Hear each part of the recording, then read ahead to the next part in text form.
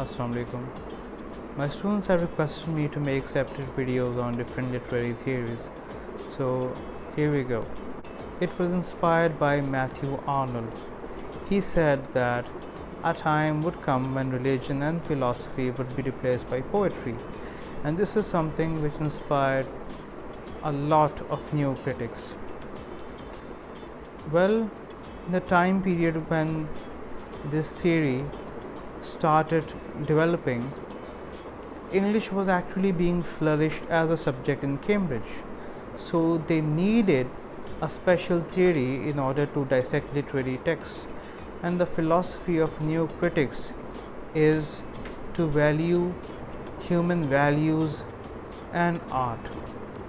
The thing is, in that particular time period, people were too obsessed with politics, with societal issues, with wars, and so many other things. So literature of that time was contaminated. So in order to preserve literature in a way that it could carry meaning and certain human values, they had to come up with certain methods. Even though literature is subjective, new critics came up with an objective approach through which they actually analyzed and dissected literature. And the idea behind this was to divorce any social, political, or material aspect that could potentially be related to literature, and it should be analyzed and dissected by removing your own personality away from the text, and even removing the author's personality and his life issues as well. So it is focused primarily on the text itself. New critics believe that text carries meaning. If you're looking for truth, that lies in the text.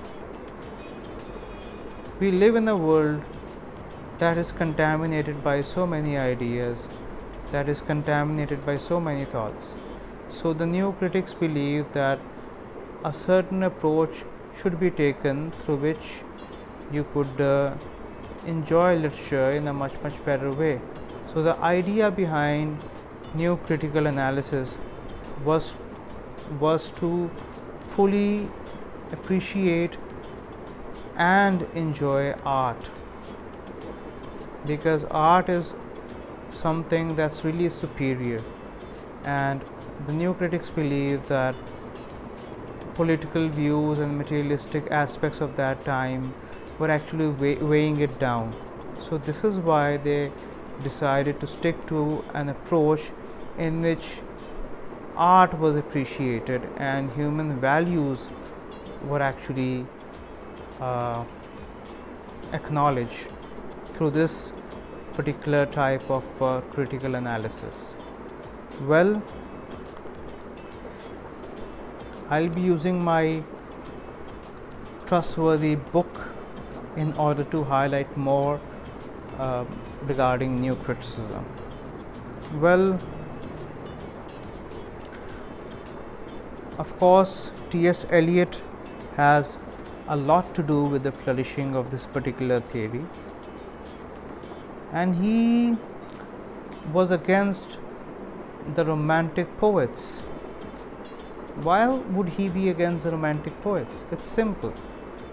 If you look at Wordsworth's definition of poetry, he says, poetry is a spontaneous overflow of powerful feelings recollected in tranquility.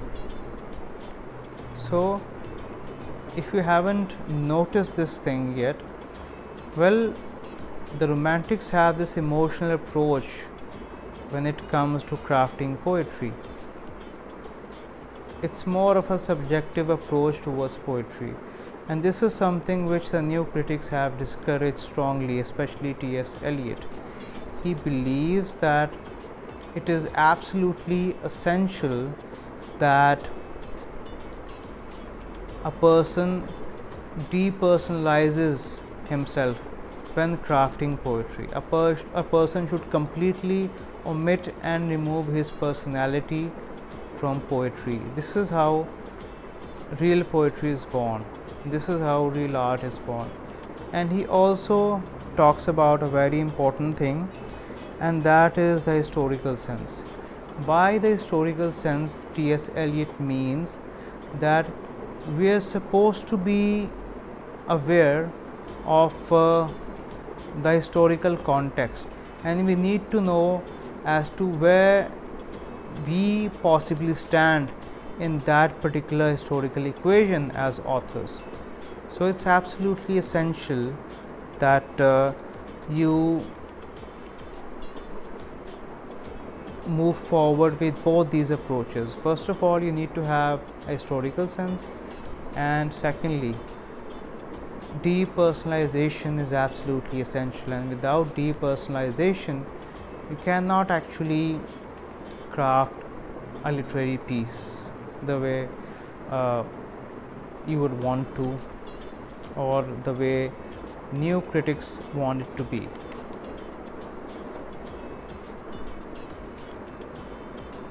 So moving forward,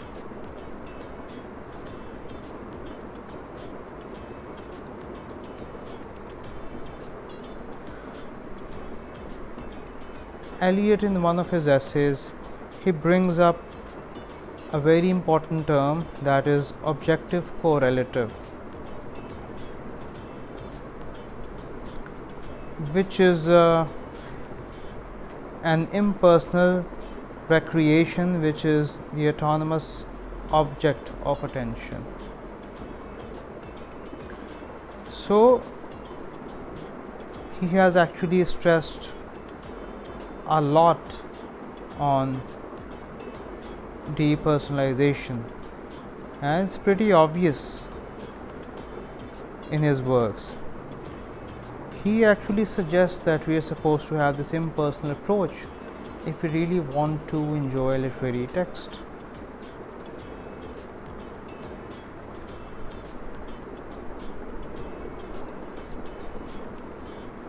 Well, before new criticism,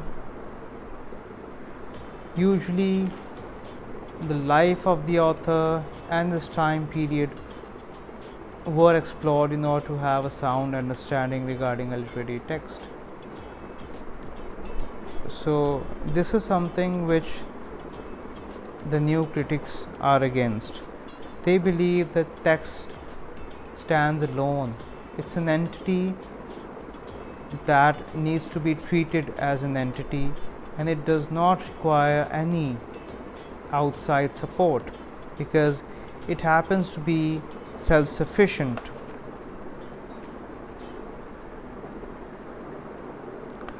Well, I.A. Richard says that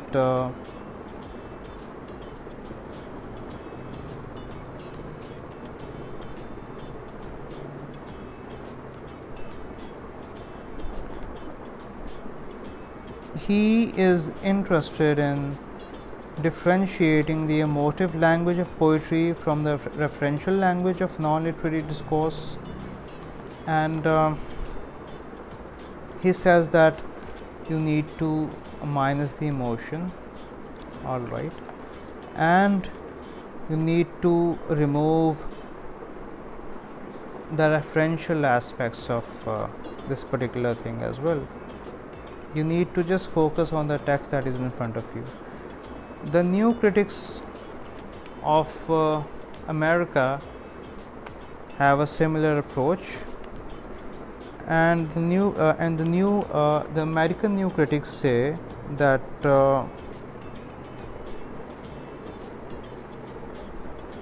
historical, biographical, intellectual, and certain aspects should be removed completely when you're trying to dissect and understand a literary text. Ransom and Brooks have a similar approach as well.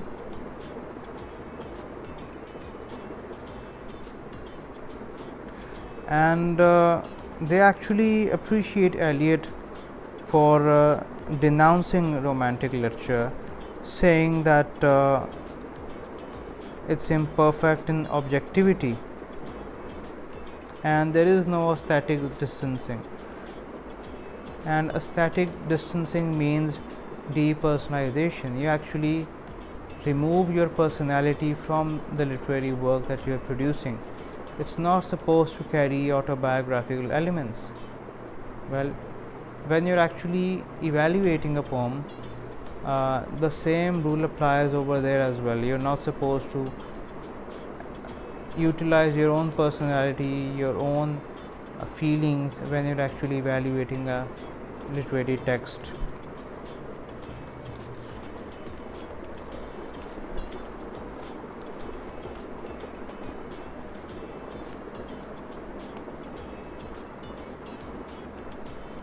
And there are two types of fallacies, and we have Wimsatt and Beasley. They have their own opinions regarding new critical analysis as well, and it's not that different from the original new critics.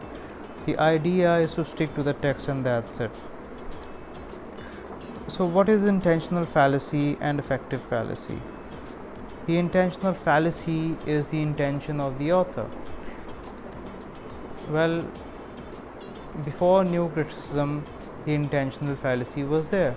People used to look into the autobiographical aspects of literary text. They used to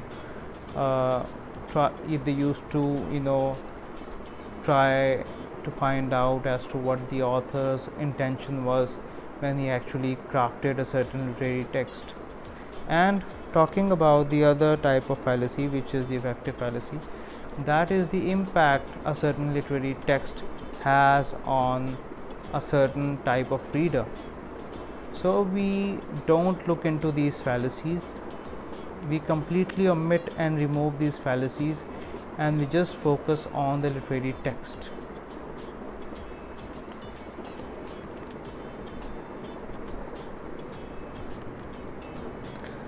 Mark Scorer pays special attention to the technique, and the technique happens to be very important. Form happens to be very important because form has a lot of role play in making art.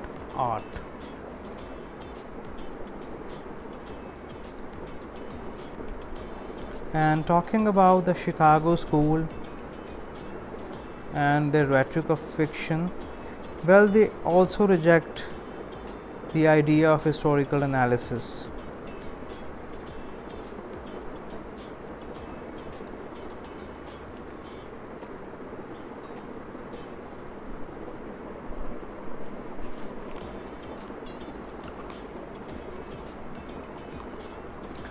Then we have moral formalism, and F.R. Leavies has a lot to do with it.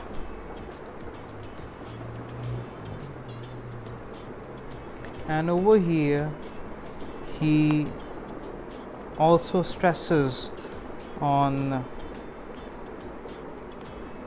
closely addressing the text, because the text carries a moral force. All right.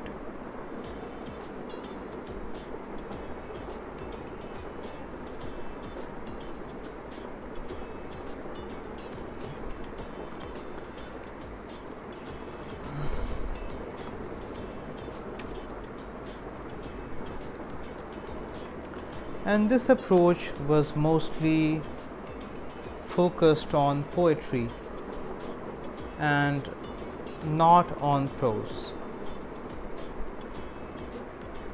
So this is pretty much it for new criticism. I would suggest you to read as much as you can in order to have a sound understanding regarding new criticism. All right. It's an essential theory, and you could say that it's a basic theory. It's a basic idea of crafting and evaluating a literary text and completely removing the personality of the author when evaluating. It's kind of in line with the post-structuralist approach, in which it is considered that the author should completely be divorced when you're actually evaluating a text. So in this way there is a similarity.